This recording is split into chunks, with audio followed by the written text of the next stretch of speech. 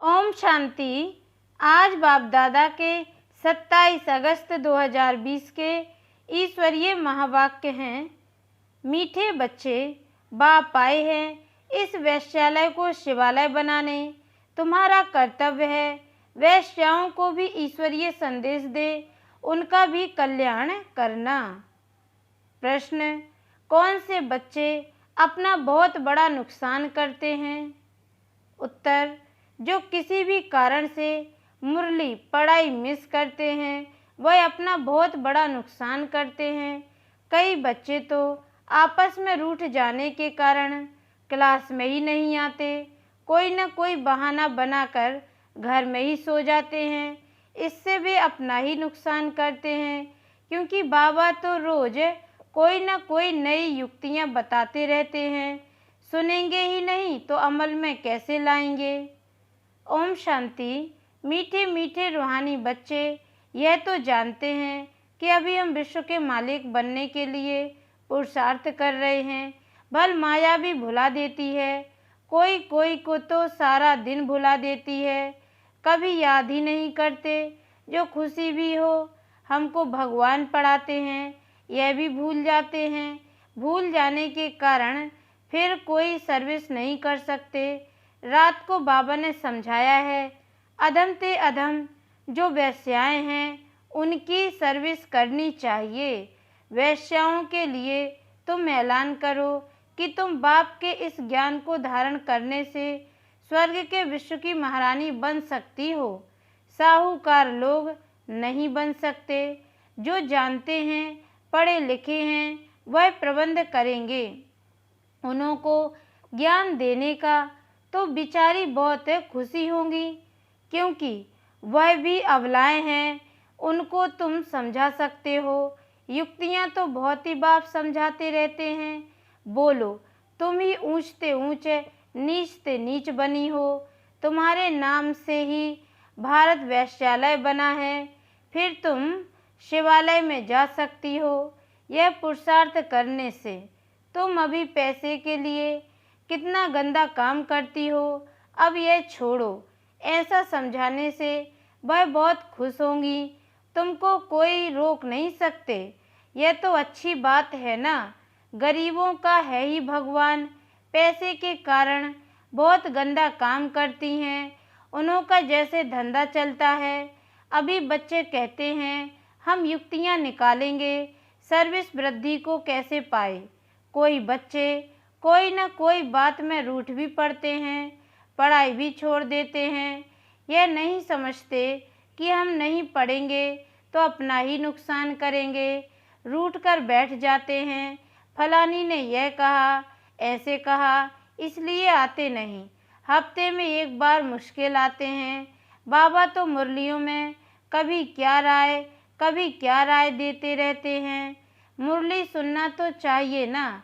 Class में जब आएंगे तो सुनेंगे। ऐसे बहुत हैं, कारण अकारणे बहाना बनाए सो जाएंगे। अच्छा, आज नहीं जाते हैं। अरे बाबा ऐसी अच्छी अच्छी पॉइंट्स सुनाते हैं, सर्विस करेंगे तो ऊंच पद भी पाएंगे। यह तो पढ़ाई है। बनारस हिंदू यूनिवर्सिटी आदि में शास्त्र बहुत पढ़ते हैं। दूसरा कोई धंधा नहीं होगा तो बस शास्त्र कंठ कर सत्संग शुरू कर देते हैं। उनमें उद्देश्य आदि तो कुछ है नहीं। इस पढ़ाई से तो सबका बेड़ा पार होता है। तो तुम बच्चों को ऐसे ऐसे अधम की सर्विस करनी है। साहूकार लोग जब देखेंगे यह ऐसे ऐसे आते हैं तो उनके आने की दिल नहीं होगी। देह अभिमान है ना, उनको लज्जा आएगी। अच्छा, तो उनका एक अलग स्कूल खोलो। वह पढ़ाई तो है पाई पैसे की, शरीर निर्वार्थ है। यह तो है 21 जन्मों के लिए। कितनों का कल्याण हो जाएगा। अक्सर करके माताएं भी पूछती हैं कि बाबा घर में गीता पाठशाला खोलें। उन्हों को ईश्वरीय सेवा का शौक रहता है। पुरुष लोग तो इधर उधर क्लब आदि में घूमते रहते हैं। साहूकारों के लिए तो यहाँ ही स्वर्ग है। कितने फैशन आदि करते रहते हैं, लेकिन देवताओं की तो नेचुरल ब्यूटी देखो कैसी है। कितना फर्क है। वैसे यहाँ तुमको सच सुनाया जाता है तो कितने थोड़े आते हैं, सो भी गरीब। उस तरफ झट चले जाते हैं, वहाँ भी श्रृंगार आदि करके जाते हैं। गुरु लोग सगाई भी कराते हैं। यहाँ किसकी सगाई कराई जाती है तो भी बचाने के लिए, काम चिता पर चढ़ने से बच जाए। ज्ञान चिता पर बैठे पद्मा पदम भाग्यशाली बन जाए। माँ बाप को कहते हैं यह बर्बादी का धंधा छोड़ चलो स्वर्ग में, तो कहते हैं क्या करें, यह दुनिया वाले हमारे ऊपर बिगड़ेंगे कि कुल का नाम बदनाम करते हैं। शादी ना कराना कायदे के बरखिलाफ है। लोक लाज कुल की मर्यादा छोड़ते नहीं हैं। भक्ति मार्ग में गाते हैं मेरा तो एक दूसरा ना कोई। मीरा के भी गीत हैं फीमेल्स में, नंबर 1 भक्तिन मीरा। मेल्स में नारद गाया हुआ है। नारद की भी कहानी है ना। तुमको कोई नया आदमी कहे मैं लक्ष्मी को बर सकता हूँ तो बोलो अपने को देखो, लायक हो, पवित्र सर्वगुण संपन्न हो। यह तो बिकारी पतित दुनिया है। बाप पाए हैं उनसे निकाल पावन बनाने। पावन बनो तब तो लक्ष्मी को बरने के लायक बन सकेंगे। यहाँ बाबा के पास आते हैं, प्रतिज्ञा करते, फिर घर में जाकर बेकार में गिरते हैं। ऐसे ऐसे समाचार आते हैं। बाबा कहते हैं ऐसे ऐसे को जो ब्राह्मणी ले आती है उनके ऊपर भी असर पड़ जाता है। इंद्र सभा की कहानी भी है ना, तो ले आने वाले पर भी दंड पड़ जाता है। बाबा ब्राह्मणियों को हमेशा कहते हैं कच्चे कच्चे को मत ले आओ, तुम्हारी अवस्था भी गिर पड़ेगी क्योंकि बेकायदे ले आए। वास्तव में ब्राह्मणी बनना है बहुत सहज, 10-15 दिन में बन सकती हैं। बाबा किसको भी समझाने की बहुत सहज युक्ति बताते हैं। तुम भारतवासी आदि सनातन देवी देवता धर्म के थे, स्वर्गवासी थे, अब नरकवासी हो, फिर स्वर्गवासी बनना है तो यह बेकार छोड़ो, सिर्फ बाप को याद करो तो विकर्म विनाश हो जाए। कितना सहज है, परंतु कोई बिल्कुल समझते नहीं है। खुद ही नहीं समझते तो औरों को क्या समझाएंगे। वानप्रस्थ अवस्था में भी मुंह की रख जाती रहती है। आजकल वानप्रस्थ अवस्था में इतने नहीं जाते हैं, तमो प्रधान है ना, यहाँ ही फंसे रहते हैं। आगे वानप्रस्थियों के बड़े बड़े आश्रम थे, आजकल इतने नहीं हैं। 80-90 वर्ष के हो जाते तो भी घर को नहीं छोड़ते, समझते ही नहीं कि वाणी से परे जाना है, अब ईश्वर को याद करना है। भगवान कौन है यह सब नहीं जानते, सर्वव्यापी कह देते तो याद किसको करें यह भी नहीं समझते कि हम पुजारी हैं। बाप तो तुमको पुजारी से पूज्य बनाते हैं, सो भी 21 जन्मों के लिए। इसके लिए पुरुषार्थ तो करना पड़ेगा। बाबा ने समझाया है यह पुरानी दुनिया तो खत्म होनी है, अभी हमको जाना है घर, बस यही तात रहे। वहाँ क्रिमिनल बात होती ही नहीं। बाप आकर उस पवित्र दुनिया के लिए तैयारी कराते हैं। सर्विसेबल लाडले बच्चों को तो नैनों पर बिठाकर ले जाते हैं, तो अधमों का उद्धार करने के लिए बहादुरी चाहिए। उस गवर्नमेंट में तो बड़े बड़े झुंड होते हैं, टिप टॉप हो जाते हैं पढ़े लिखे। यहाँ तो कई गरीब साधारण हैं, उनको बाप बैठ इतना ऊंचे उठाते हैं। चलन भी बड़ी रॉयल चाहिए। भगवान पढ़ाते हैं, उस पढ़ाई में कोई बड़ा इम्तिहान पास करते हैं तो कितना टिप टॉप हो जाते हैं। यहाँ तो बाप गरीब नवाज है, गरीब ही कुछ ना कुछ भेज देते हैं, 1-2 रुपए का भी मनी ऑर्डर भेज देते हैं। बाप कहते हैं तुम तो महान भाग्यशाली हो, रिटर्न में बहुत मिल जाता है, यह भी कोई नई बात नहीं। साक्षी और ड्रामा देखते हैं। बाप कहते हैं बच्चे अच्छी रीति पढ़ो, यह ईश्वरीय यज्ञ है, जो चाहे सो लो, लेकिन यहाँ लेंगे तो वहाँ कम हो जाएगा, स्वर्ग में तो सब कुछ मिलना है।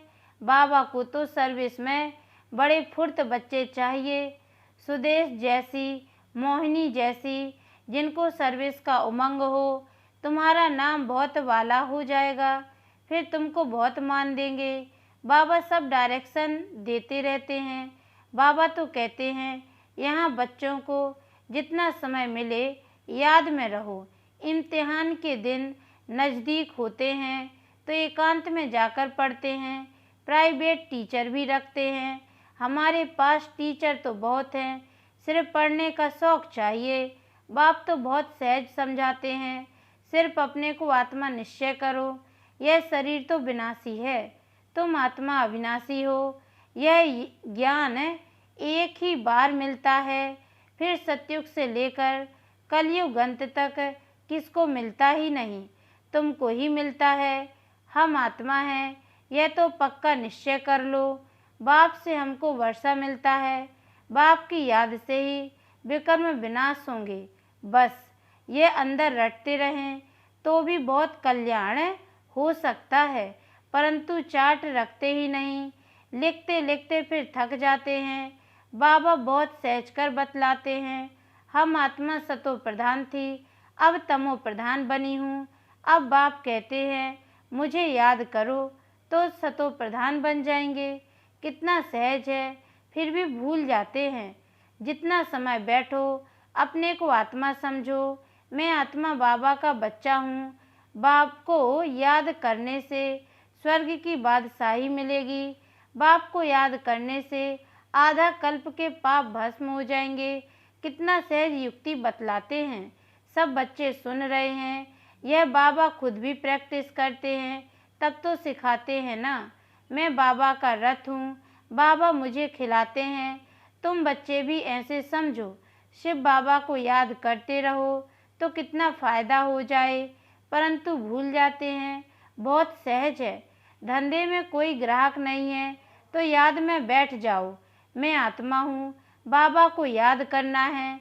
बीमारी में भी याद कर सकते हो, बांधेली हो तो वहाँ बैठ तुम याद करती रहो तो 10-20 वर्ष वालों से भी ऊंच पद पा सकती हो। अच्छा, मीठे मीठे सिक्की लदे बच्चों प्रति माता पिता बाप दादा का याद प्यार और गुड मॉर्निंग। रूहानी बाप की रूहानी बच्चों को नमस्ते, और हम रूहानी बच्चों की ओर से भी रूहानी माता पिता बाप दादा को याद प्यार और गुड मॉर्निंग। बाबा नमस्ते नमस्ते नमस्ते। धारणा के लिए मुख्य सार है, पहली पॉइंट है सर्विस में बहुत बहुत फुर्त बनना है।